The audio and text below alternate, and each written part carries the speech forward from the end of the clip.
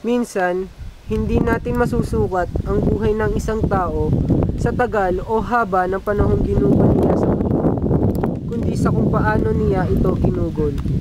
Maaaring 70% nito ay sa di kaaya-ayang bagay, ngunit ang kakarampot na parte na siyang nagpabago sa napakadaming buhay ng mga taong nakapaligid sa kanya ay marahil siyang basehan ng paghusga sa buhay bilang isang tao. 5 taon na ang nakakalipas nang nadugtungan ang buhay ko, nang dahil sa buhay niya, habang buhay ko ay yung tatanawin ng utang na loob. Sa ngayong maganda ang aking buhay, may asawa at may 2 anghel. Hindi ko alam kung paano ko sila pasasalamatan. Gayon din marahil ang nararamdaman ni Aris na sa ngayong isa ng tagapaglingkod ng Diyos na minsan kong itinakbo. Ngunit ngayong nagbabalik loob na ako, lubos ko siyang hinahangaan.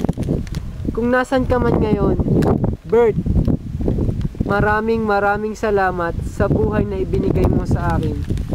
Hindi ka mawawala sa akin tulad ng pusong ibinigay mo sa akin. Mananatili kang bayani ng mga buhay naming lahat. Babaunin ko ang iyong alaala saan man ako magpunta.